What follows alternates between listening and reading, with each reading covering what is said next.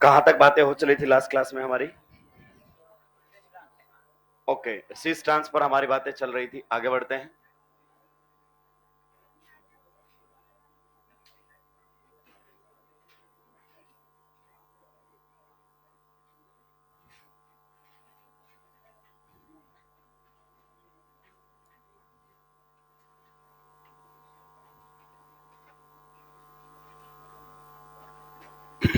जल्दी से बताएंगे इसका कॉन्फ़िगरेशन सिस होगा या trans?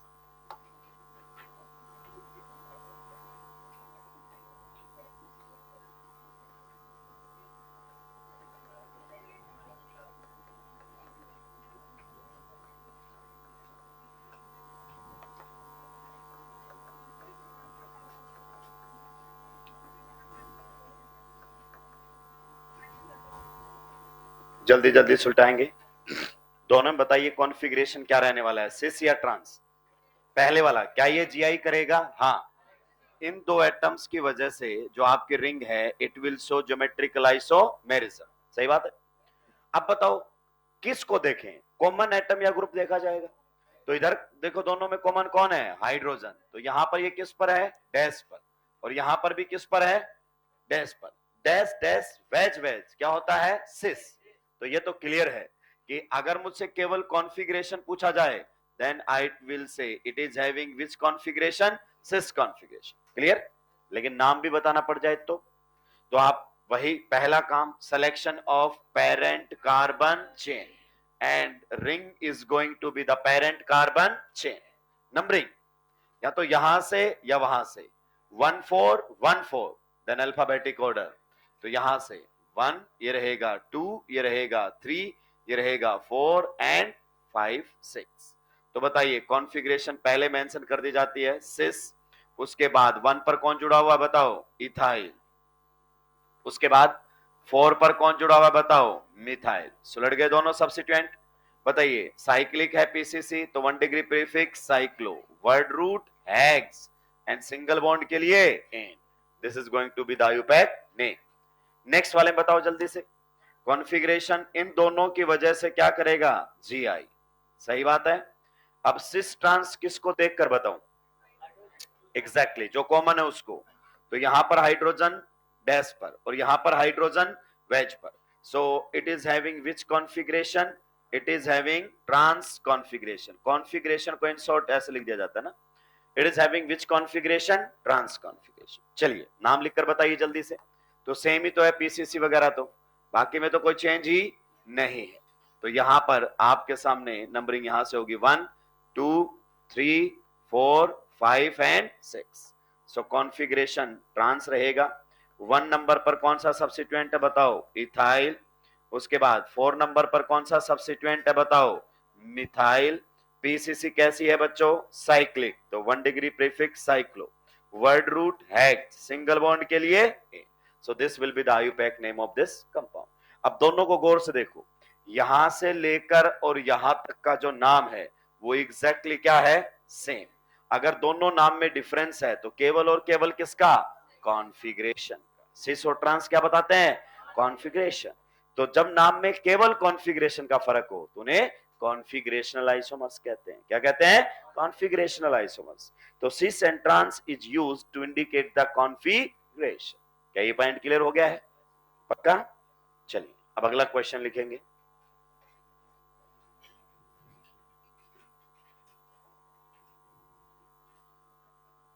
In which of the following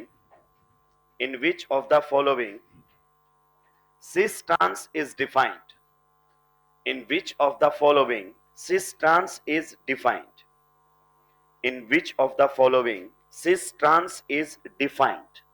कहता है किस में cis trans डिफाइंड है, आपको बताना है।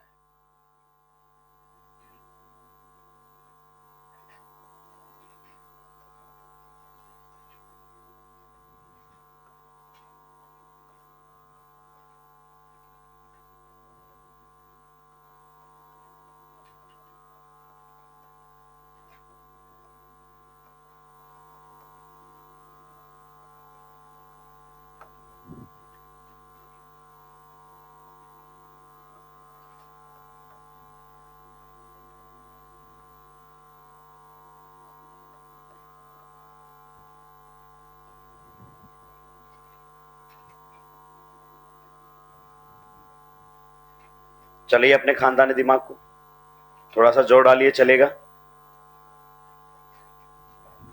Monday ELP discussion 1 2 3 and isomerism exercise 1 से लेके शायद 46 47 तक दिए हुए। क्लियर? कुछ क्वेश्चंस आपसे बन जाएंगे, कुछ नहीं बनेंगे, तो आपस में एक बार डिस्कस करो आजू बाजू की ये क्वेश्चन आपका बना क्या। चीजों को खुद से सॉर्ट करने की कोशिश कीजिए, फिर भी नहीं तो फिर अपन तो है ही। आइए पहले वाले में बताओ, सिस ट्रांस डिफाइंड होगा क्या? अच्छा मेरे एक पहले सवाल का जवाब देना, क्या ये डबल बॉन्ड दो अलग अलग कॉन्फ़िगरेशन रख सकता है? Can this double bond have two different configurations? No, ये जीआई शो नहीं कर रहा, और सिस ट्रांस तो जीआई में ही तो देते हैं, तो यहां पर तो सिस ट्रांस की बात नहीं की जा सकती। क्लियर हुआ दोस्तों? अगले वाले क्वेश्चन में क्या सिस ट्रांस की बातें हो सकती हैं? जी हाँ। पहली बात ये जीआई कर रहा है, दूसरी बात हाइड्रोजन इधर भी है और हाइड्रोजन कॉमन एक एटम, तो उसके बेसिस पर सेम साइड आएगा तो सिस, अपोजिट साइड जाएगा तो ट्रांस, यहां पर डिफाइंड है। अगले वाले पर मेरे को एक सवाल का जवाब दीजिए, क्या ये जीआई कर रहा है? एग्जैक्टली ज्योमेट्रिक आइसोमेरिज्म कर रहा है। पर मुझे बताइए क्या यहां सिस ट्रांस की बातें हो सकती हैं? सर कैसे, आप बताओ। ये आपका आर आर एस है, क्या है? इस टर्मिनल पर जो आपके जुड़े हुए हैं वो उस टर्मिनल पर है ही।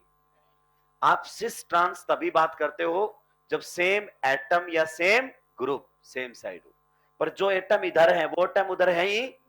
लेकिन हाँ ये जीआई कर रहा है, इसमें कोई डाउट, ये भी अलग वो भी अलग, पर इसमें सिस ट्रांस से बातें नहीं की जा सकती।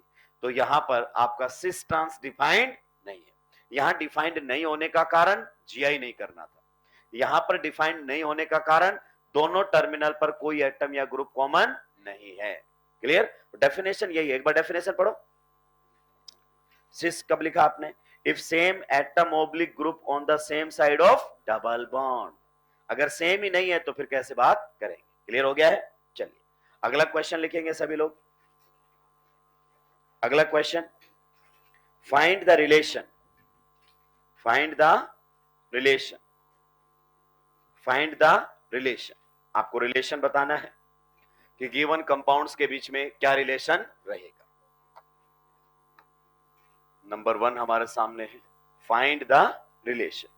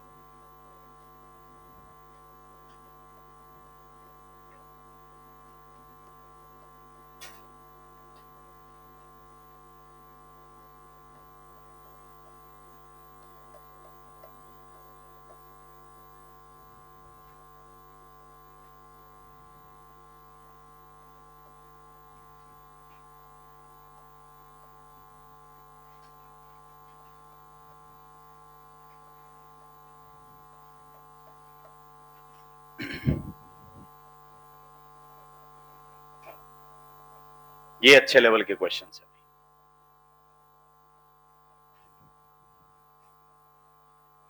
जल्दी जल्दी सुलटाएंगे। क्या रिलेशन है? स्टीरियो आंखों का धोखा, खुली आंखों से धोखा होगा, ध्यान रखिएगा। अभी तो ज्योमेट्रिकल है, ऑप्टिकल की तरफ जाओगे तो और ऐसा आपको लगेगा।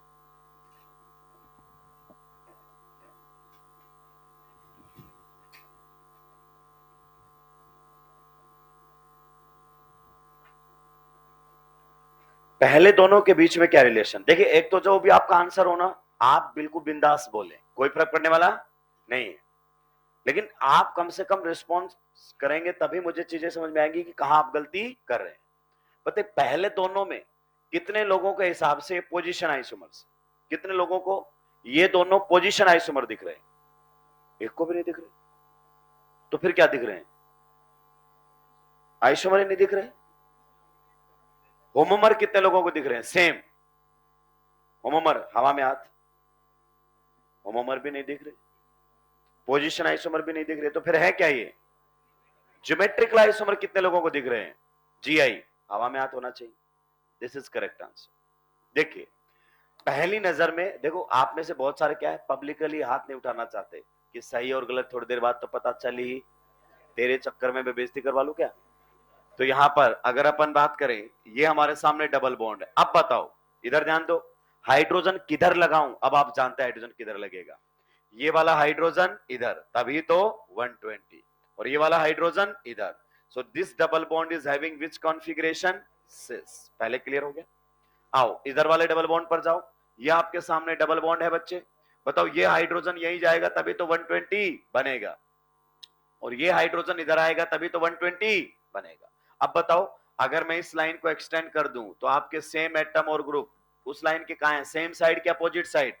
सो it is having which configuration? Trans. तो वो जो टब सीडी वो रखी रह जाती है जब ऐसे क्वेश्चंस आते हैं। क्लियर? तो एक है सिस, एक है ट्रांस। आइए कनेक्टिविटी देखें, क्योंकि स्टीरियो की पहली कंडीशन है स्ट्रक्चरल फॉर्मूला सेम होना चाहिए। तो अगर इसमें नंबरिंग करनी पड़े तो यहां से होगी 1 2 3 4 5 6 7 8 9 10। इसमें नंबरिंग कहां से करोगे? डबल बॉन्ड से। 1 2 3 4 5 6 7 8 9, कौन? अच्छा, ये 7, ये 8, ये 9 और ये 10। तो पोजीशन आइसोमर ये बिल्कुल नहीं है।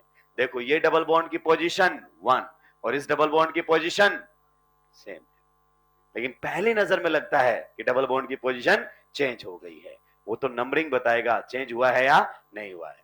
तो बताइए, ये आपस में क्या है? आप बोलोगे आर ज्योमेट्रिकल आइसोमर्स, एक सिस और एक ट्रांस।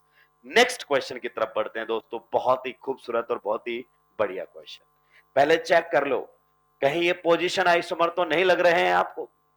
देखिए, ये आपके सामने डबल बॉन्ड है, ये भी दूसरा डबल बॉन्ड है, यहां पर एक डबल बॉन्ड ये है और एक डबल बॉन्ड ये है। क्लियर? ध्यान से सुनिए किस प्रकार की बातें यहां पर की जा सकती है। इस डबल बॉन्ड का कॉन्फ़िगरेशन बताओ, सिस। इसका भी कॉन्फ़िगरेशन सिस, बिल्कुल सही। इसका कॉन्फ़िगरेशन बताओ, ट्रांस, और इसका कॉन्फ़िगरेशन सिस। अब देखिए, आईपीएससी के जो क्वेश्चंस हैं वो साथ के साथ चलते रहेंगे। आईपीएससी के रूल हैं जिनको हमें फॉलो करते रहना पड़ेगा। अब एक बच्चा नंबरिंग कैसे करेगा? देखो, एक बच्चे ने, इसमें तो कोई दिक्कत नहीं है, इसमें देखो एक बच्चे ने नंबरिंग यहां से की 1, फिर यहां 2, यहां 3, यहां 4। तो उसके हिसाब से डबल बॉन्ड 1 कौन सी कॉन्फ़िगरेशन पर है और डबल बॉन्ड 3 कौन से कॉन्फ़िगरेशन पर है? एक बच्चे ने नंबरिंग यहां से शुरू कर दी, उसको मालूम है होगी तो कहां से? डबल बॉन्ड से। इस साइड से शुरू कर दी, 1 इसको क्या देगा? 2 इसको क्या देगा? 3 और इसको क्या देगा? 4। उसके हिसाब से 1 पर क्या है? सिस, और इसके हिसाब से 1 पर क्या है?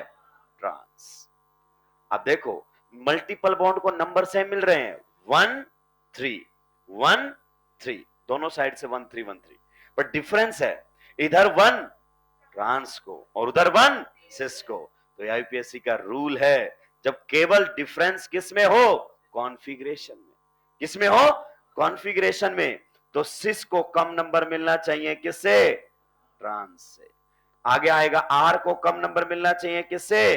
एस से। जेड को कम नंबर मिलना चाहिए किससे? ई से। ये आईपीएससी का रूल है कि अगर केवल इन्हीं में ही फर्क है तो ये प्रायोरिटी ऑर्डर फॉलो करेंगे। तो आप बताइए क्या इसमें दो साइड से नंबरिंग की जा सकती है? ना, दो साइड से नंबरिंग नहीं की जा सकती। तो आप बताइए नंबरिंग किधर से होनी चाहिए टेक्निकली? अगर अपन बात करें तो नंबरिंग आपकी कौन सी साइड से होनी चाहिए थी? सिस की साइड से।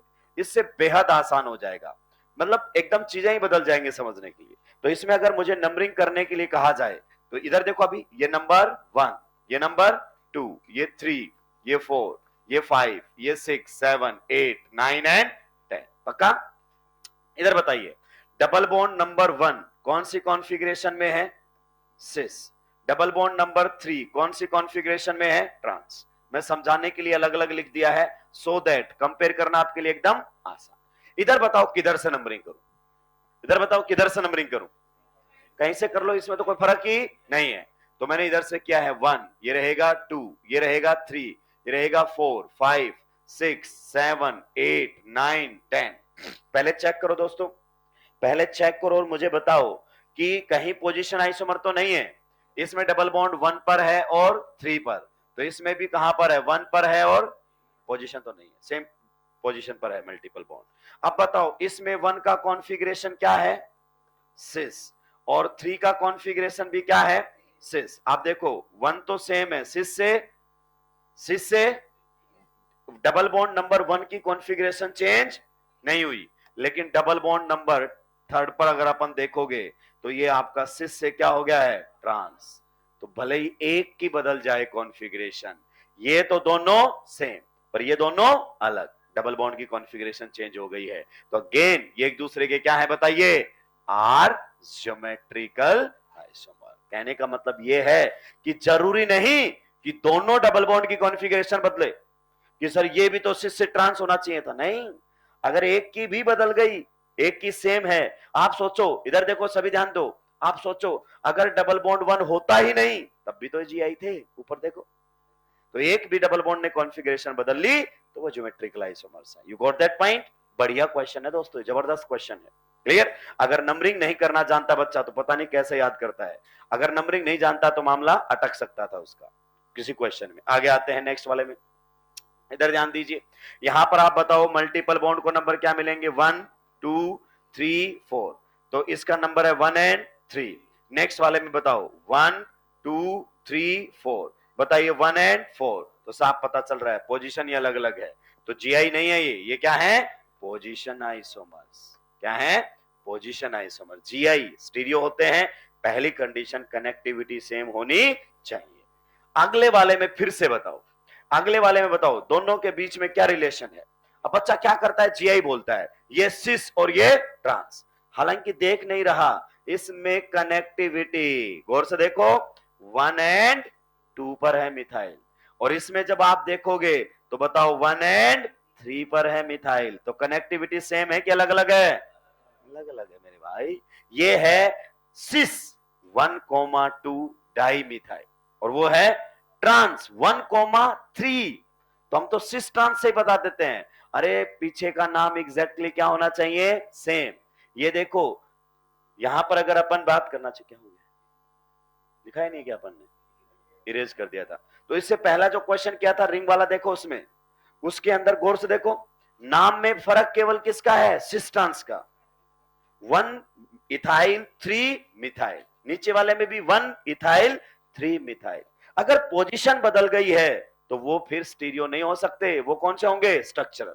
तो इन दोनों को जीआई नहीं बोल सकते आप मुझसे बहस कर सकते हैं कि सर ये सिस है और ये ट्रांस है। बिल्कुल सही, ये सिस है, ये जीआई भी कर रहा है, पर इसका ज्योमेट्रिकल आइसोमर वो नहीं है। सर थोड़ा और बताइए कैसे नहीं है? बिल्कुल, आइए मैं आपको समझाता हूं, सभी का ध्यान इधर होना चाहिए। देखिए चीजों को समझने में कहीं कोई दिक्कत नहीं है। जब भी आपको कंफ्यूजन आए आप बिंदास पूछे, अपना ऐसा थोड़ी है कि जितना याद करके आए उतना ही पढ़ा पाएंगे। यहां पर हमारे सामने मिथाइल है, यहां पर हाइड्रोजन है, यहां पर हमारे सामने मिथाइल है, यहां पर हाइड्रोजन। इसका नाम बताओ, कॉन्फ़िगरेशन क्या है? सिस 1,2 डाई 1,2 डाई मिथाइल साइक्लो। क्या ये पॉइंट सही है बच्चे? ये है। अगर मुझे इसका जीआई बनाना है ना, तो इसका ज्योमेट्रिकल आइसोमर ये है इसका ज्योमेट्रिकल आइसोमर। यहां पर CH3, यहां पर H, यहां पर H, यहां पर CH3, ये दोनों आपस में जीआई। क्लियर? अब आप जब इसका नाम लिखोगे तो क्या आएगा नाम क्या आगे? Trans 1,2 di methyl cyclobutane. अब जाकर कॉन्सेप्ट क्लियर हुआ कि क्या ये जीआई शो करेगा? हाँ, पर इसका जीआई जो पीछे दिया वो नहीं, ये है, क्योंकि दोनों में कनेक्टिविटी एग्जैक्टली सेम है। अब इस क्वेश्चन को वापस सोचो। बच्चा ये कह रहा है कि सर ये जीआई कर तो रहा है, कर रहा है, पर इसका ज्योमेट्रिकल आइसोमर ये नहीं है। इन दोनों के बीच में रिलेशन तो पोजीशन आइसोमर का है। क्या ये पॉइंट क्लियर हुआ? तो ये आपस में है क्या? पीआई। जब तक ये फंडामेंटल चीजें क्लियर नहीं होंगे ना, क्वेश्चन नहीं बनेंगे। नेक्स्ट वाला क्वेश्चन अब जरा गौर से देखो। मैं उम्मीद करता हूं कि अब आप गलत आंसर नहीं देंगे।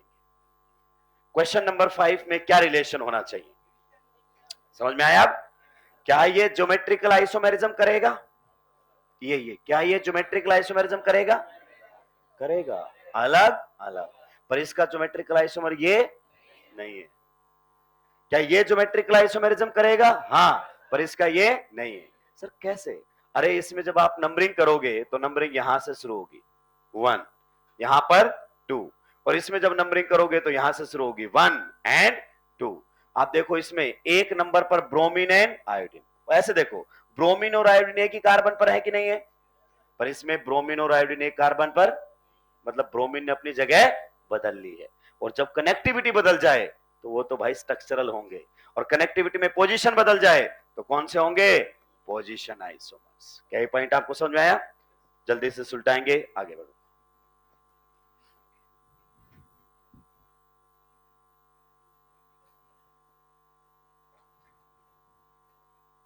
ये बहुत ही बेहतरीन क्वेश्चन है और बिल्कुल पूछे जा सकते हैं। हम इन क्वेश्चंस पर नॉर्मली जाते नहीं है। हम सबसे कम अहमियत देते हैं सिस ट्रांस को। सिस ट्रांस 10 मिनट में खत्म कर देते हैं हम, और EZ सिन एंटी को पढ़ते हैं 1 घंटे, और जब नीट आएगा यहीं से सुलटा के चला जाएगा। फिर अगली बार हम सिस ट्रांस पढ़ रहे होंगे। पहले वो पढ़िए जो सिलेबस में है। सुलटा दिया सभी ने? पक्का? अगर सिस ट्रांस में से आपको प्रायोरिटी देनी हो तो किसको दोगे? सिस। RS में R, EZ में Z, मतलब नंबरिंग में। अगर फर्क इन्हीं का ही है, बाकी कोई फर्क नहीं है, तो ये आपको प्रायोरिटी ऑर्डर फॉलो करना है। Can we move to the next question? चलिए, तो ये हमारे सामने थे सिस ट्रांस की कहानी। आप इसको भी नोट करना चाहो तो कर लो कि ये दोनों आपस में जीआई है, वो पीछे वाला उसका जीआई नहीं था। नेक्स्ट हमारे सामने चलेगा EZ कॉन्फ़िगरेशन। EZ configuration.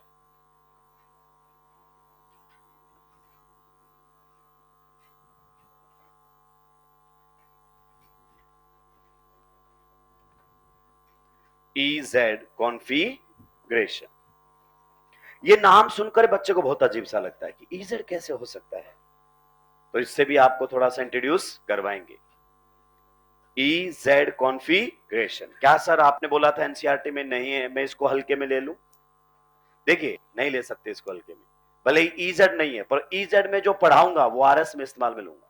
मतलब हमें उतना ही सिंसियरली इसको पढ़ना है जितना सिस ट्रांस को। हाँ, सिन में पढ़ाऊंगा ही नहीं, क्योंकि वो सिलेबस में नहीं है। भले ही किसी के मॉड्यूल में हो, चाहे मेरी ही ELP में क्वेश्चन क्यों ना हो, मुझे कद्दू फर्क। मैं ELP या मॉड्यूल किसी का पढ़ाने नहीं आया हूं, मैं सिंपल एनसीईआरटी पढ़ाने आया हूं।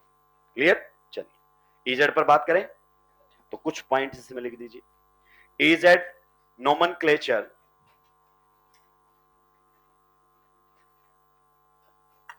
EZ nomenclature, EZ nomenclature is based on atomic numbers. EZ nomenclature is based on atomic numbers. EZ nomenclature is based on atomic numbers. Next point. EZ configuration. EZ configuration. EZ configuration was given by was given by 3 chemists. EZ configuration was given by 3 chemists. 3 chemist थे जिनका ये combined research work था, उन पर मैं बता देता हूं। उसमें से अगर अपन बात करना चाहें तो एक हमारे सामने है RS कान। कौन है? RS कान। क्लियर? नेक्स्ट अगर अपन बात करना चाहें तो हमारे सामने रहेगा नेक्स्ट CK इनगोल्ड। केमिस्ट का नाम क्या है? CK इनगोल्ड। इसको शायद आप जानते होंगे, इंडक्टिव इफेक्ट इसी ने बताया था। SN1 SN2 यही है, इसी का रिसर्च वर्क है वो।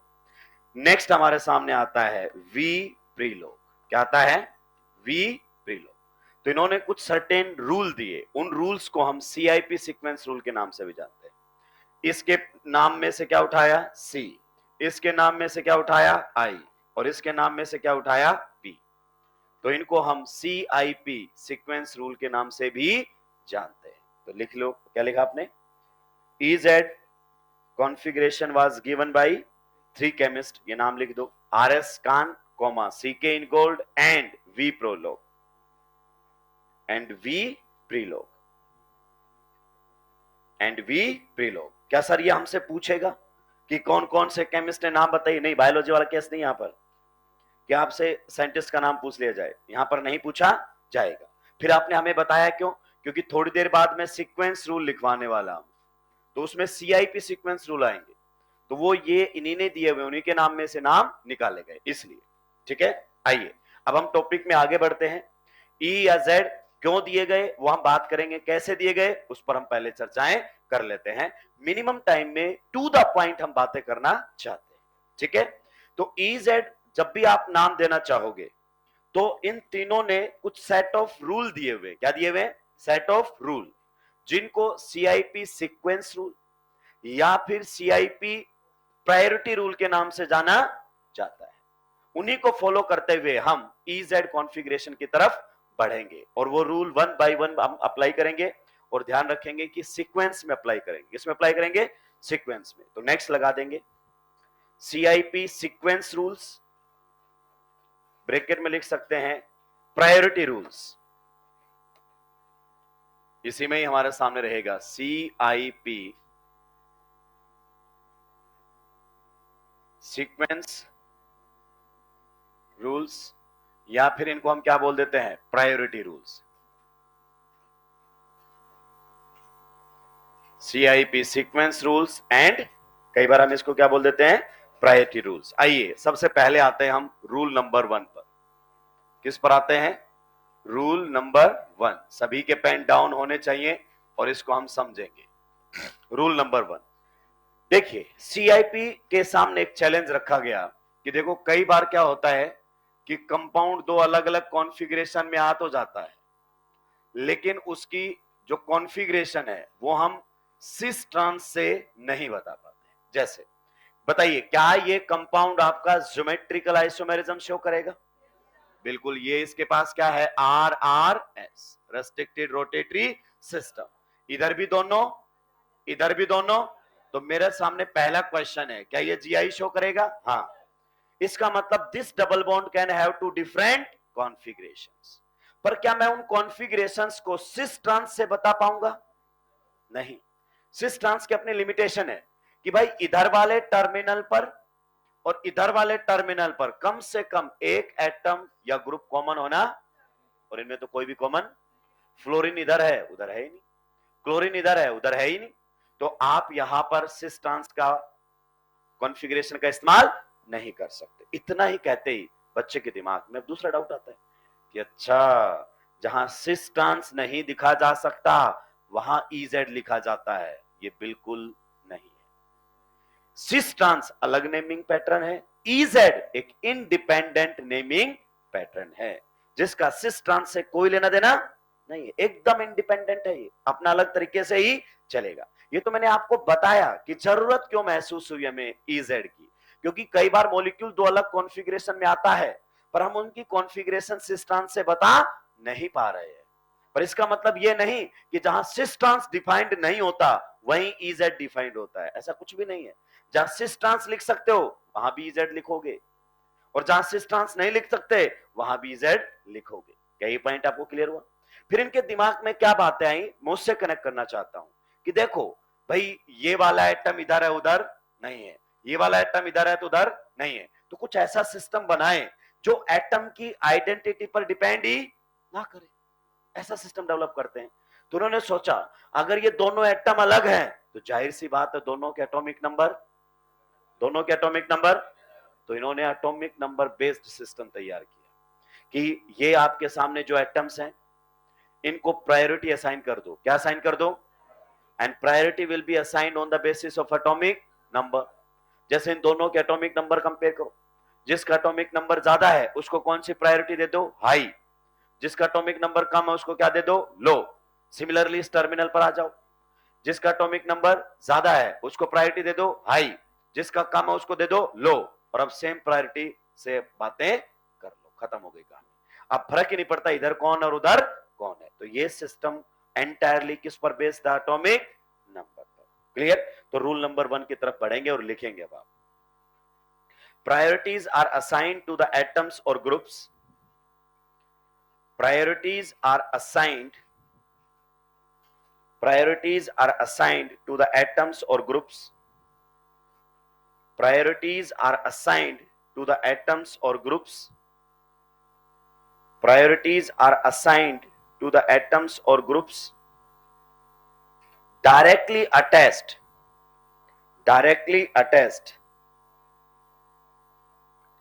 थोड़ा सा चेंज है ना, थोड़ा सा मॉडिफाई करेंगे। Priorities are assigned to the atoms और groups on the basis of atomic number, on the basis of atomic number, on the basis of atomic number, on the basis of atomic number of the atom, of the atom, on the basis of atomic number of the atom directly attached, directly attached, directly attached to the RRS, directly attached to the RRS, restricted rotatory system। अगली line में लिखेंगे atom having higher atomic number, atom having higher atomic number, atom having higher atomic number, atom having higher atomic number gets high priority, atom having higher atomic number gets high priority, and atom having lower atomic number, and atom having lower atomic number, and atom having lower atomic number gets low priority, and atom having lower atomic number gets low priority. जिस atom के atomic number ज्यादा है उसको कैसी priority मिलेगी? High. और जिस atom के एटॉमिक नंबर कम है उसको क्या प्रायोरिटी मिलेगी? लो। आइए दोस्तों ध्यान से सुनिए, मेरी बात को आप ध्यान से सुनिए। पहला एग्जांपल आप लोगों के बीच में है, सभी के पेन डाउन होने चाहिए। यहां पर हमारे सामने है फ्लोरीन, यहां पर है क्लोरीन, यहां पर अगर अपन बात करना चाहें तो हमारे सामने है ब्रोमीन और इधर है आयोडीन। क्लियर? मुझे इसमें EZ कॉन्फ़िगरेशन असाइन करनी है। तो आप बताइए क्या ये आपका double bond geometrical isomerism show कर रहा है? एग्जैक्टली शो कर रहा है। कहीं कोई दिक्कत? इधर भी अलग उधर भी अलग। अब मुझे इस पर E है कॉन्फ़िगरेशन या Z है ये बताना है। तो ध्यान से सुनिए, ये हमारा है रेस्ट्रिक्टेड रोटेटरी सिस्टम और ये इसका टर्मिनल, एक टर्मिनल यही है क्या? तो कहता है इस टर्मिनल पर डायरेक्टली जुड़े हुए एटम के एटॉमिक नंबर देखो। यहां पर वो एटम कौन है? क्लोरीन। इधर अगर अपन बात करना चाहें तो वो एटम कौन है? फ्लोरीन। सही बात है। आप बताओ इन दोनों में से किसके एटॉमिक नंबर ज्यादा है? तो जिसके एटॉमिक नंबर ज्यादा है उसको कौन सी प्रायोरिटी दे दो? High priority. और जिसके एटॉमिक नंबर कम है उसको क्या दे दो? Lower priority. तो LP मतलब लो प्रायोरिटी, HP मतलब हाई प्रायोरिटी। सिमिलरली कहता है दूसरे टर्मिनल पर भी करो। तो इधर आ जाओ, टर्मिनल दूसरा ये रहा। बताओ इधर कौन जुड़ा हुआ है? आयोडीन। और इधर कौन जुड़ा हुआ है? ब्रोमीन। आप बताओ इन दोनों में से किसका एटॉमिक नंबर ज्यादा है? बिल्कुल। तो कहता है इसको कौन सी प्रायोरिटी दे दो? High priority. और इसको कौन सी प्रायोरिटी दे दो, लो प्रायोरिटी। क्या ये डिसाइड हो गया? दोस्तों आंखें खोलो और ध्यान से सुनो, प्रायोरिटी एक ही टर्मिनल पर जुड़े हुए को देना है। कई बार हम क्या करते हैं, ये इधर देख लेते हैं और वो उधर देख लेते हैं। नो, दोनों एटम एक ही टर्मिनल पर है ना, उनको प्रायोरिटी देनी है। जैसे यहां पर फ्लोरीन क्लोरीन दोनों इस कार्बन पर है, ब्रोमीन आयोडीन इस कार्बन पर, इसलिए मैंने अलग कलर का इस्तेमाल किया है। डिसाइड हो गई प्रायोरिटी। तो उन्होंने बोला ठीक है, अब देखो दोनों प्रायोरिटी जो है वो किस तरीके से है, वही जो आप पहले करते थे, सिग्मा बॉन्ड को क्या कर लो आगे, एक्सटेंड। ये जो आपका कार्बन कार्बन के बीच में कैसा बॉन्ड है, सिग्मा, इसको एक्सटेंड कर लो। अब देखो सेम प्रायोरिटी का क्या हाल है। अगर मैं बात करना चाहूं high priority and high priority, इस लाइन के, पर्पल लाइन के, यानी कि डबल बॉन्ड के किधर है, सेम साइड के अपोजिट साइड, सेम साइड। फिर देखो अगर अपन बात करें लो प्रायोरिटी एंड लो प्रायोरिटी, बताइए डबल बॉन्ड के किधर है, सेम साइड। डबल बॉन्ड मतलब इस पर्पल लाइन के। तो अगर ये सेम साइड है तो जाहिर सी बात है वो भी क्या होंगी, सेम साइड। तो अगर सेम प्रायोरिटीज, अगर सेम प्रायोरिटीज किधर आ जाती हैं, सेम साइड, तो वहां पर हम Z कॉन्फ़िगरेशन लिखेंगे। क्या लिखेंगे, Z configuration. Means this double bond is having Z configuration. हालांकि आजकल इसको Z प्रोनाउंस नहीं किया जाता है, Z बोला जाता है। क्लियर? तो ये Z कॉन्फ़िगरेशन। अब आप बोलोगे सर बिल्कुल इरेलीवेंट है, कैसे आया ये Z? फिर तो कुछ भी लिख दिया होगा। देखिए हमारे साथ दिक्कत ये है कि जितना भी रिसर्च वर्क हुआ है ना, वो ज्यादातर जो बाहर के कंट्रीज हैं वहां हुआ है, तो उनकी लैंग्वेज से वर्ड आते हैं। कोई वर्ड जर्मन का होगा, कोई वर्ड फ्रेंच का होगा, कोई वर्ड लैटिन का होगा। क्लियर? और हमें ले देकर हिंदी इंग्लिश आती है, थोड़ी सी उर्दू आ जाती होगी, परफेक्ट तो कोई सी भी नहीं आती। क्लियर? तो अब वही दिक्कत है। तो ये जो आपके सामने आ रहा है ये जर्मन वर्ड से निकल कर आया है। जर्मन वर्ड हमारे सामने होता है जुसामी। क्या होता है, जुसामी, जिसको जब आप इंग्लिश में ट्रांसलेट करते हैं तो इसका मतलब होता है टुगेदर। क्या होता है, टुगेदर, मतलब एक साथ। वो भी हमें समझ में नहीं आता तो और ट्रांसलेट करता है सेम साइड। मतलब जहां पर सेम प्रायोरिटीज आपकी किधर आ जाती हैं, सेम साइड। तो इसको पहला अल्फाबेट उठा लिया गया है। कौन सा कॉन्फ़िगरेशन, Z कॉन्फ़िगरेशन। तो जब जर्मन में टीचर पढ़ा रहा होगा और जर्मनी में ही पढ़ा रहा होगा तो उसको समझाने की जरूरत नहीं है, पर हमारे वालों को समझाना पड़ेगा कि देखो ये Z यहां से आया, जिसका मतलब होता है टुगेदर, मतलब सेम साइड। सोचो ये हमारे यहां रिसर्च वर्क हुआ होता तो हम बोल देते सुल्टा, खत्म हो गया। अब बताओ मैं बोलूं ए सुल्टा बैठ, तो समझाना है क्या, मैं बोलूं ए सीधा बैठ, खत्म हो गया। लेकिन जर्मन वाला जब मास्टर पढ़ा रहा होता तो उसके पसीने निकल रहे होते, वो बेचारा यहां से नहीं यहां से शुरू करता। हमने तो क्या लिख दिया, सुल्टा। तो वो बोलता देखा sulta is a Hindi word, in English it means same side, and in German जुसामे। बच्चा बोलता वो तो सब समझ में आ गया, वो सब समझ में आ गया प्रायोरिटी, ये फिर से समझाए एक बार। तो ये हमारे साथ दिक्कत होती है, हर जर्मन लैटिन वर्ड को पहले इंग्लिश में लाते हैं फिर उसको हिंदी में बताना पड़ता है। तो ये आपको क्लियर हुआ Z कहां से आया है। चलिए नेक्स्ट अगर अपन बात करें, देखिए मैं इनमें से दो को कहीं भी स्पेस में चेंज कर देता हूं। यही आपके सामने है, कार्बन कार्बन के बीच में डबल बॉन्ड।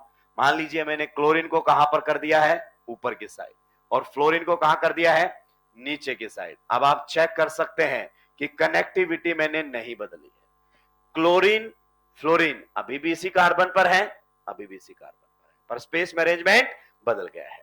आप बताइए ये आपका क्या है, RRS, रेस्ट्रिक्टेड रोटेटरी सिस्टम।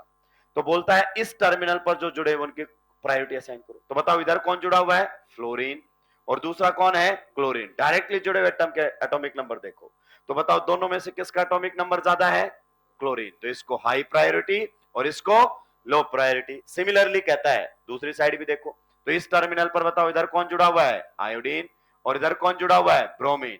बताओ दोनों में से किसके एटॉमिक नंबर ज्यादा है, तो इसको कौन सी प्रायोरिटी मिलेगी, हाई, और इसको कौन सी प्रायोरिटी मिलेगी, लो प्रायोरिटी।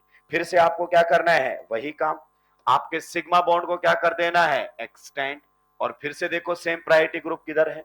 अगर आप देख पा रहे होंगे तो low priority and low priority इस बार आपके कहां चले गए हैं, low priority opposite side. Same to same, high priority कहां चले गए हैं? Opposite side. तो अगर ऐसा होता है तो आपको लिख देना है ई कॉन्फ़िगरेशन। क्या लिख देना है? ई कॉन्फ़िगरेशन।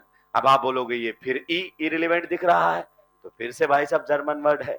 फिर से अगर अपन बात करना चाहें तो ये आया वर्ड एंट गीगन से। कहां से आया है? एंट गीगन। इंग्लिश में जब इसको ट्रांसलेट किया जाता है तो इसका मतलब होता है ऑपोजिट। इसका मतलब जब सेम प्रायोरिटी ऑपोजिट साइड हो तो कॉन्फ़िगरेशन ई होगा, जब सेम प्रायोरिटी सेम साइड हो तो कॉन्फ़िगरेशन जेड होगा। अब इसको भी कैसे याद रखने के लिए बताते हैं लोग, ध्यान से सुनिए। ई से क्या होता है? इनेमी। इनेमी कहां बैठे होते हैं? कोने में, अपोजिट। भाई जो इतना याद नहीं रख सकता ना कि अपोजिट साइड होने पर कॉन्फ़िगरेशन ई, उसको भी आप जुगाड़ से बता रहे तो डॉक्टर नहीं बनेगा। उससे क्लियर वैसे भी ये मास्टरों ने आधे ज्यादा बच्चों को बर्बाद कर रखा है कि हर जगह कुछ ऐसा फनी इंट्रोड्यूस करो ताकि क्लास में मजा आए। क्लास में तो आएगा पर पेपर में निपटाइए जल्दी से।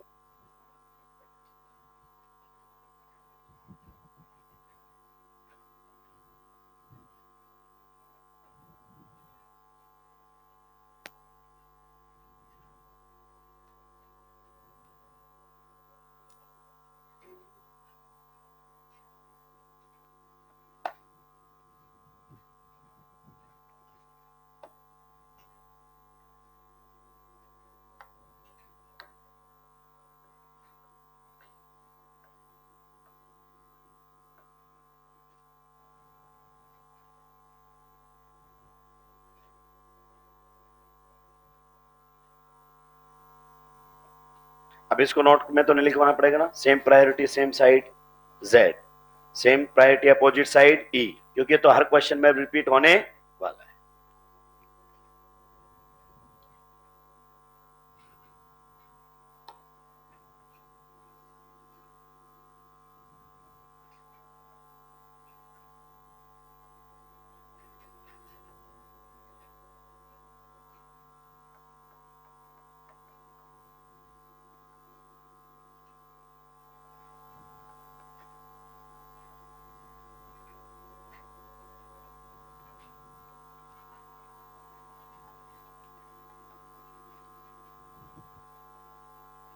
जो सुलटा देंगे उनके लिए एक क्वेश्चन और है, उसको भी सुलटाएंगे।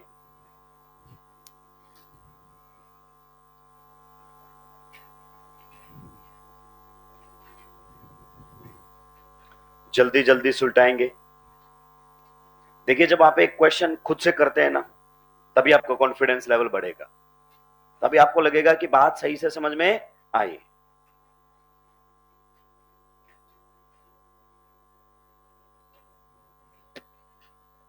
अगले क्वेश्चन में जल्दी से जल्दी बताएं।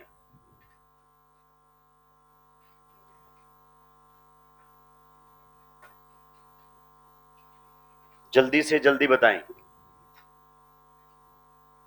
ये मत सोचिए कि ई कहां से आया, जेड कहां से आया, ये सब आपसे पूछेगा। इतना टाइम पास नहीं करने देगा वो, इतना टाइम पास नहीं करने देगा वो। सिंपल सा पूछता है ई या जेड, और पूछता भी नहीं है क्योंकि तो सिलेबस में भी नहीं है। पर ये जो प्रायोरिटी रूल है ये हमें आने चाहिए। बताया नहीं आपने जेड, कितने लोगों का कॉन्फ़िगरेशन जेड आया है? चलिए, बाकी का आया है ई या फिर आया ही नहीं है? आया ही नहीं है। कब आएगा? कल संडे आराम से आने दो सर। इधर देखिए ध्यान से, मैं पहले तो कई बार कह चुका हूं, एटलीस्ट आंसर आपके पास होना, सही गलत तो बाद में देखेंगे। पेन चलाओगे तो गलती तो समझ में आएगी। आइए ध्यान से सुनते हैं। इसमें आपको सुलटाने की भरपूर कोशिश की गई है। एग्जामिनर यही करता है। स्टीरियो का मतलब ये होता है आंखों का धोखा। तुमने ये तो बहुत सुना होगा, कानों सुनी पर आजकल विश्वास नहीं होता। स्टीरियो में आप कहोगे कि आंखों देखी पर भी नहीं हो रहा है, ये स्टीरियो है। इधर आइए, ये हमारे सामने कार्बन है कि नहीं है? ये भी कार्बन है। तो ये हो गया हमारा R R S, restricted rotatory system. तो सबसे पहले इधर वाले टर्मिनल पर आ जाओ, इधर वाले टर्मिनल पर बताओ, इधर वाले टर्मिनल पर डायरेक्टली अटैच्ड एटम कौन है? कार्बन। किसके एटॉमिक नंबर देखने हैं? डायरेक्टली अटैच्ड के। देखो लाइन में लिखा हुआ है वापस से पढ़ो प्रायोरिटी रूल नंबर 1 क्या लिखा हुआ है, थोड़ा सा लाउडली पढ़ो, मुझे भी सुनाई देना चाहिए। क्या लिखा हुआ है, किसके एटॉमिक नंबर देखते हैं, atomic number of the atom directly attach to the RRS. तो डायरेक्टली तो कौन जुड़ा हुआ है, कार्बन, बॉन्ड लाइन रिप्रेजेंटेशन। और इधर बताओ कौन जुड़ा हुआ है, नाइट्रोजन। तो बताओ कार्बन और नाइट्रोजन में से किसके एटॉमिक नंबर ज्यादा है, नाइट्रोजन। पर भाई साहब ब्रोमीन को इतना बड़ा लिखेगा ना कि तुम्हारा ध्यान ब्रोमीन पर जाएगा। क्लियर। तो इन दोनों में से इसका एटॉमिक नंबर ज्यादा, so it will get high priority and this will get low priority. आगे देखना नहीं है, डायरेक्टली एटम जो जुड़ा उसका देखो। नीचे अगर अपन बात करना चाहें तो ये हमारे सामने कार्बन, बताओ इधर डायरेक्टली अटैच्ड एटम ऑक्सीजन और इधर directly attached atom carbon, sulphur नहीं है, carbon.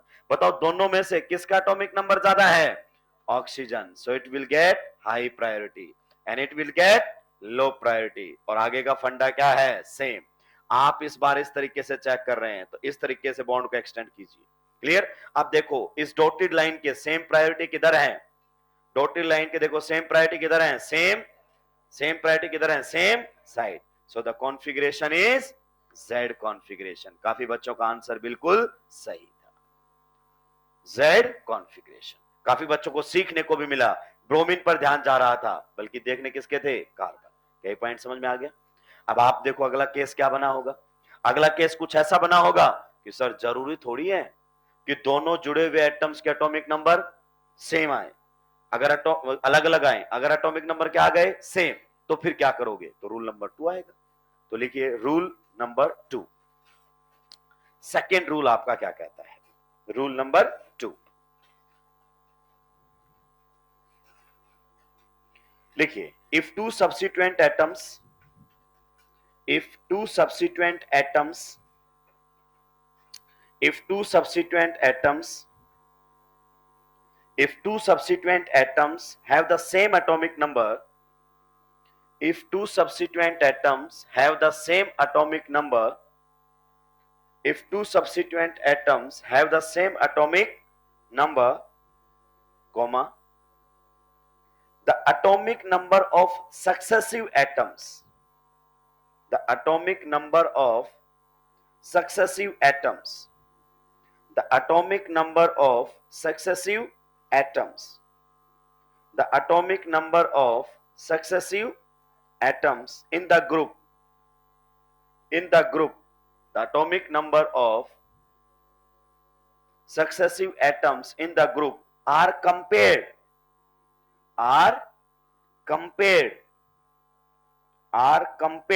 until a difference is found are compared until a difference is found are compared until a difference is found।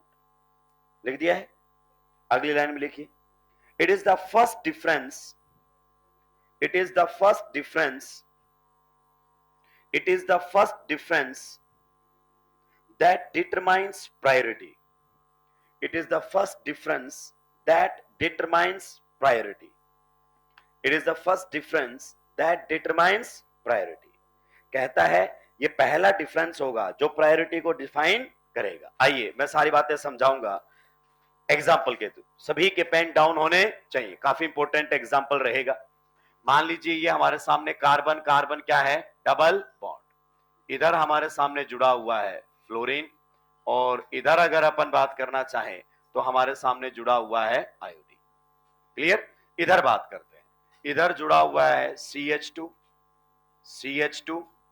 CH3, इधर अगर अपन बात करें तो जुड़ा हुआ है CH2, यहां पर CH2 और यहां पर हमारे सामने है कौन, फ्लोरीन।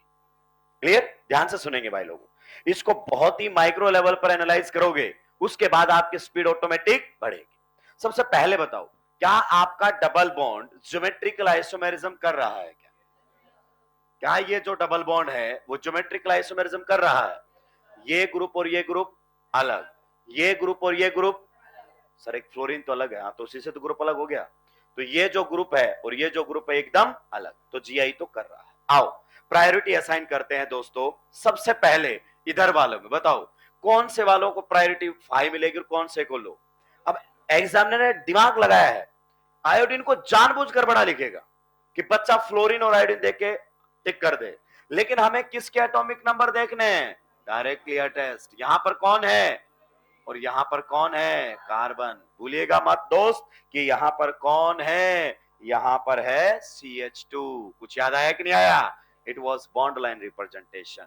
तो कार्बन और फ्लोरीन में से किसके एटॉमिक नंबर ज्यादा हैं, fluorine. So definitely it will get high priority and it will get low priority. ये तो पहले वाले रूल से डिसाइड हो गया। आइए इधर बात करते हैं।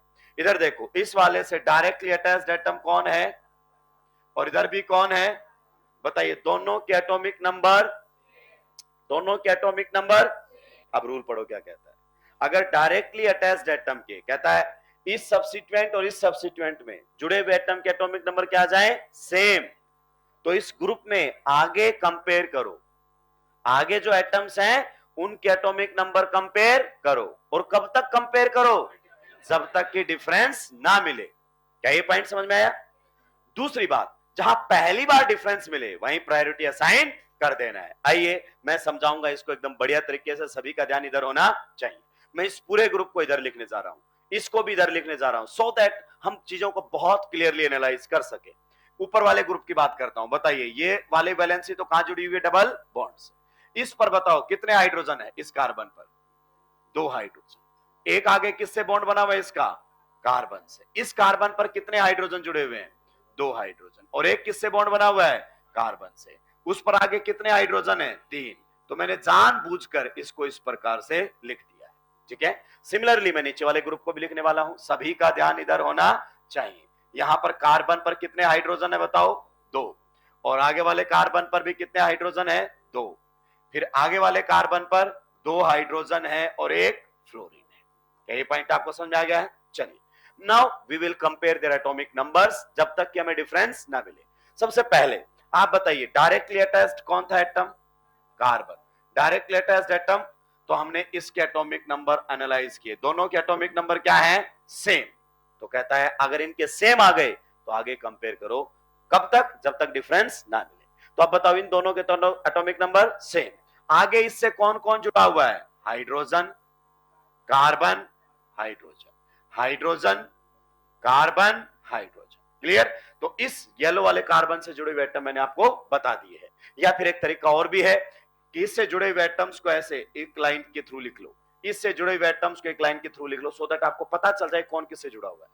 अब इन एटम्स को डिक्रीजिंग एटॉमिक नंबर में लिखो। किसमें लिखो, डिक्रीजिंग। तो आप बताइए इन तीनों में से सबसे ज्यादा एटॉमिक नंबर किसका है, कार्बन, उसके बाद हाइड्रोजन, उसके बाद हाइड्रोजन। क्या ये पॉइंट आपको समझ में आ गया है। इसमें भी सेम टू सेम बताओ, सबसे ज्यादा atomic number carbon, hydrogen, hydrogen. Decreasing atomic number लिखने से फायदा क्या होगा, आप कंपेयर बहुत आसानी से कर पाओगे। अब आप कंपेयर करो फिर से, बताओ इसका एटॉमिक नंबर और इसका एटॉमिक नंबर, क्योंकि इस कार्बन से ये भी तो जुड़ा हुआ है। तो आगे बताओ इस हाइड्रोजन का और इस हाइड्रोजन का एटॉमिक नंबर, इस हाइड्रोजन का और इस हाइड्रोजन का एटॉमिक नंबर सेम। इसका मतलब ये कहना चाहता है कि इस कार्बन पर जो जुड़े हुए एटम्स है ना, उनके भी एटॉमिक नंबर सेम है। देखो hydrogen, hydrogen, carbon, carbon, hydrogen same है। तो कहता है और आगे बढ़ो। अब भाई साहब इधर तो आगे बढ़ने की जगह ही, इधर तो आगे बढ़ने की जगह ही, तो इसी से आगे जाना पड़ेगा। अब बताइए इससे आगे, इस वाले कार्बन पर आगे कौन कौन जुड़े हुए हैं, हाइड्रोजन, कार्बन, हाइड्रोजन। सही बात है। इधर बताओ हाइड्रोजन, कार्बन, हाइड्रोजन। अब आपको फिर से कुछ फीलिंग आने लगी होगी, ये तो फिर से सारे एटम क्या है, सेम। अगर सारे एटम सेम है तो एटॉमिक नंबर भी सेम ही होंगे सबके। तो इस प्रकार से आप चक्रा चलाएं। डिक्रीजिंग एटॉमिक नंबर में सबसे ज्यादा तीनों में से कार्बन, फिर हाइड्रोजन, फिर हाइड्रोजन। दोनों के सेम है तो लिख लो, कोई फर्क नहीं पड़ता। फिर से चक्रा चलाएं, बताओ सबसे ज्यादा कार्बन, हाइड्रोजन, हाइड्रोजन। कंपेयर करो कार्बन, कार्बन, दोनों के एटॉमिक नंबर बताइए। हाइड्रोजन, हाइड्रोजन, दोनों के एटॉमिक नंबर बताइए। हाइड्रोजन, हाइड्रोजन, दोनों के एटॉमिक नंबर, डिफरेंस मिला नहीं। तो कहता और आगे बढ़ो। फिर आप आगे बढ़ोगे तो बताइए यहां पर इस कार्बन से ये वाले जुड़े हुए तीनों के तीनों, इस प्रकार से चक्रा चलाओ। हाइड्रोजन, हाइड्रोजन, हाइड्रोजन, इससे ये वाले जुड़े हुए तीनों के तीनों चक्रा चलाओ। सबसे ज्यादा फ्लोरीन, हाइड्रोजन, हाइड्रोजन। अब देखो इस पर हाईएस्ट एटॉमिक नंबर वाला कौन है, हाइड्रोजन, और इस पर कौन है, पहली बार डिफरेंस मिला है। अब कहता है इससे आगे मत देखो कुछ भी जुड़ा हो, जहां पहली बार डिफरेंस मिले वहीं पर प्रायोरिटी असाइन कर दो। अब बताओ हाइड्रोजन और फ्लोरीन में से किसका एटॉमिक नंबर ज्यादा है? तो कहता है इस पूरे ग्रुप को क्या प्रायोरिटी दोगे? High priority.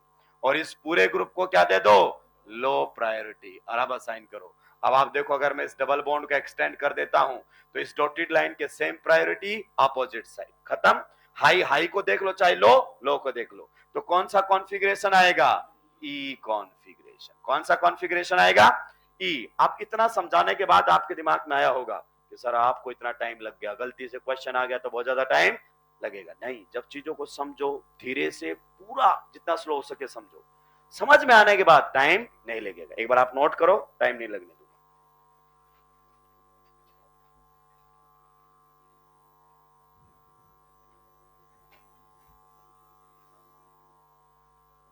जल्दी जल्दी।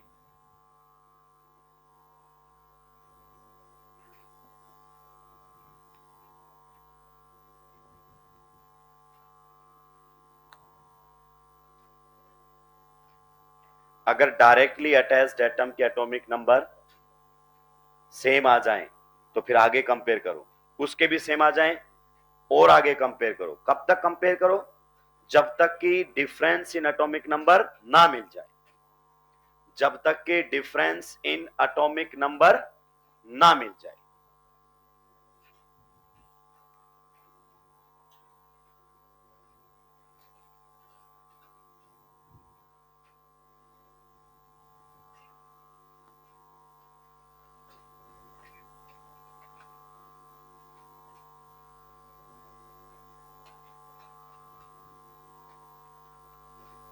ये सब लिखना है जो मैंने लिखा है कि सर आप तो मेहनत कर लो, हम नहीं करेंगे। मास्टर तो बेचारा मेहनत करता ही है क्योंकि उसको भी तो अपने भविष्य का खतरा है। तुम तो 2 महीने नहीं पढ़ोगे तो काम चल जाएगा क्योंकि तुम्हें पैसे तो घर वाले दे रहे हैं, और हम 2 महीने नहीं पढ़ाएंगे तो हमारा काम नहीं चलेगा क्योंकि हमें तो खुद से कमाना है। ये डिफरेंस है। आ गया? रैंक 1 कहां से आ रही है? एक्स से आ रही है, कोटा से, बाहर से। हाईएस्ट स्कोर क्या है? 680। तोड़ दिया 720 का भरम। कट ऑफ कितनी जाएगी? रैंक 500 पे कितनी रैंक है एक बार देखो।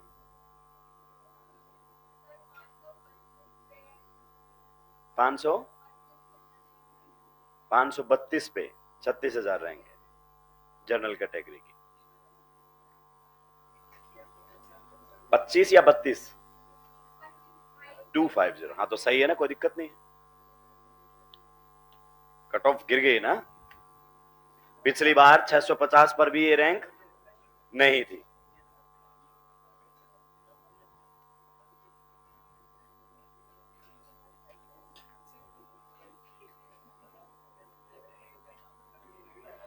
अब सोचो जब पेपर हुआ था ना, पेपर हुआ था, हमारे कुछ स्टूडेंट्स हैं, पेपर हुआ था उनके साथ 595 बन रहे थे, वो भाई रो रहे थे।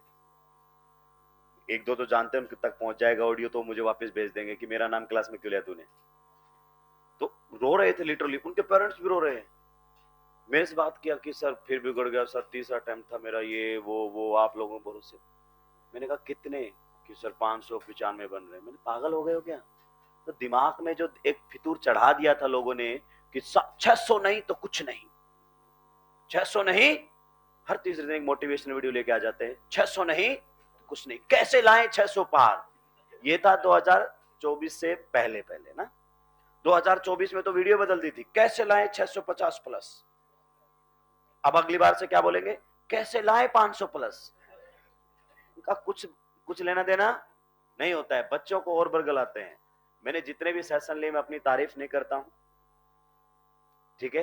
करना होता तो खुद ही करता हूं क्योंकि तुम तो करते नहीं हो। और मुझे बचपन से पढ़ाया गया, सरकारी स्कूल में पढ़ा हूं मैं, नैतिक शिक्षा में पढ़ाया गया है, अपना काम खुद करो, दूसरे के भरोसे मत छोड़ो। क्लियर? तो जितने भी मैं सेशन लेके आए ना, मैंने हर सेशन में देख लो ना यही कहा है कि 650 का फितूर दिमाग से हटा दो। नीट से पहले के सेशन है, 18 अप्रैल का पेपर बनाया था ऑर्गेनिक केमिस्ट्री का। भाई साहब, जो बच्चे अनअकैडमिक में जिन्होंने पेपर दिया वो जानते हैं। बच्चे छोड़ो, मास्टरों ने मुझे घेर लिया था कि तू क्या कर रहा है, तू चाहता है कि तेरे तेरे बच्चों से बने, हमारों से ना बने। मैंने कहा हम मेरे वालों से भी नहीं बन रहे, क्योंकि मेरे से पढ़े हुए बच्चे जानते हैं कि इसकी नोटबुक का क्वेश्चन ये नहीं देगा।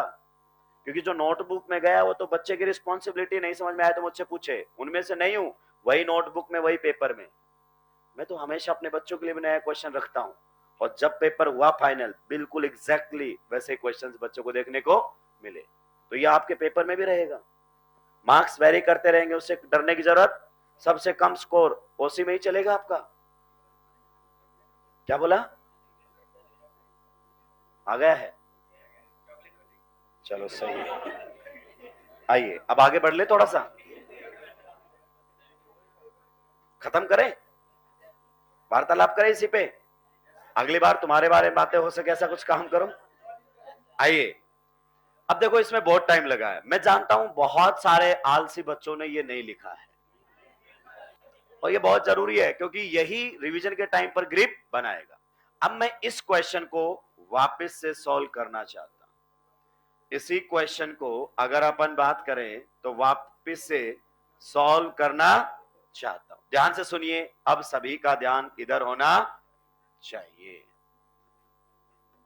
ये हमारे सामने क्वेश्चन कुछ इस प्रकार से है।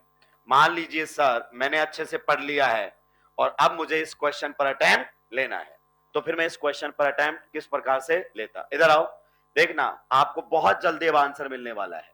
इधर वाले टर्मिनल पर प्रायोरिटी असाइन करो।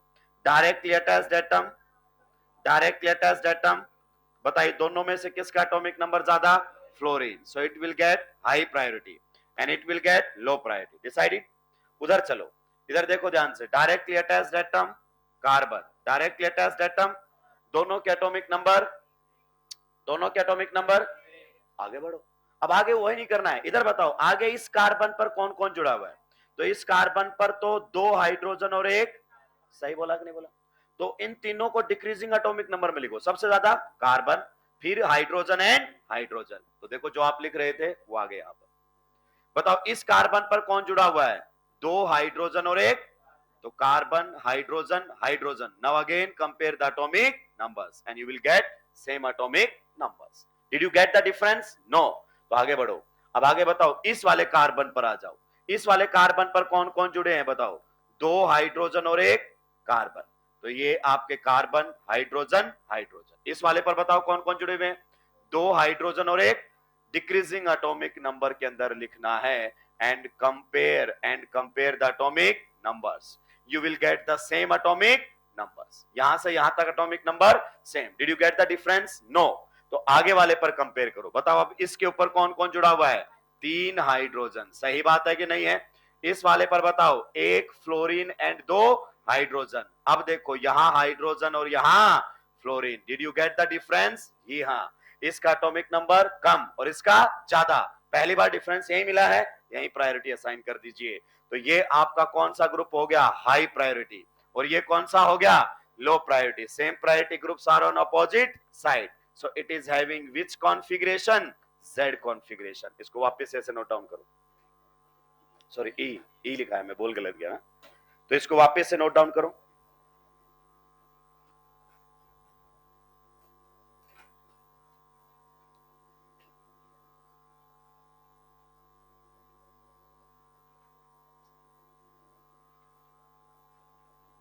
चलिए हमारे बच्चों के भी रिजल्ट आना शुरू हो गया है, और सबसे बेहतरीन बात यह है कि परसेंटाइल दिया है, और परसेंटाइल केमिस्ट्री का सबसे बेहतरीन है बच्चों के, इसमें कोई डाउट ही नहीं है। ये जो खुला बोलता हूँ, केमिस्ट्री की जो टीम एन अकेडमी के पास है उसका कहीं कोई कंपैरिजन। और ये तो अभी ऑनलाइन चल रहे हैं, जिस दिन व्हाइट बोर्ड लगेगा उस दिन तो हाथ ऐसे खुलेंगे कि बच्चे से कंपैरिजन नहीं, जिससे पूछोगे उसको हवा नहीं लगेगी कि बताया क्या है। जल्दी जल्दी सुलटा दीजिए भाई लोगों।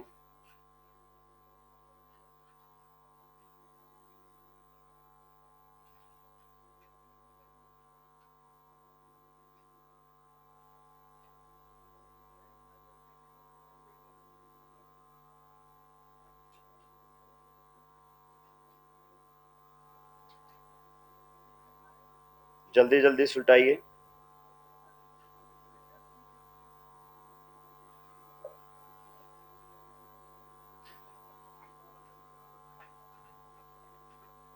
सुलटा दिया है क्या सभी ने?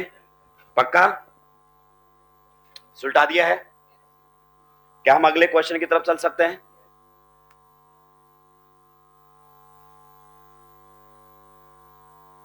अगला रूल लिखिए। रूल नंबर कौन सा है?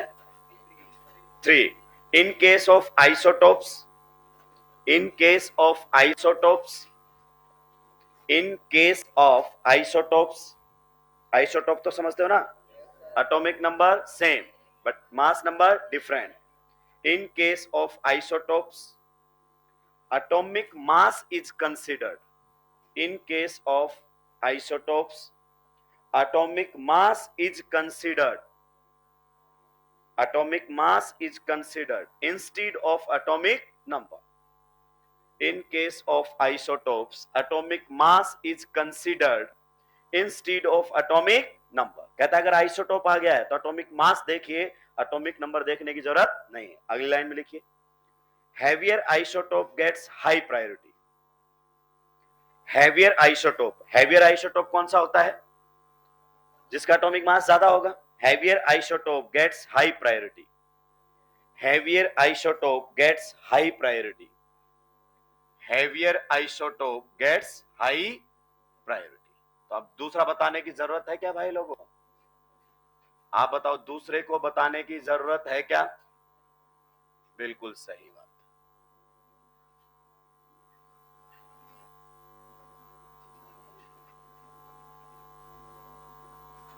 फिर बता दीजिए क्या रहेगा इसका कॉन्फ़िगरेशन।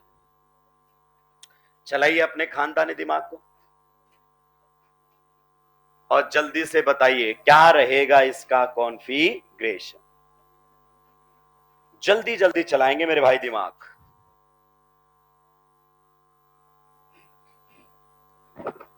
जल्दी जल्दी चलाएंगे दिमाग।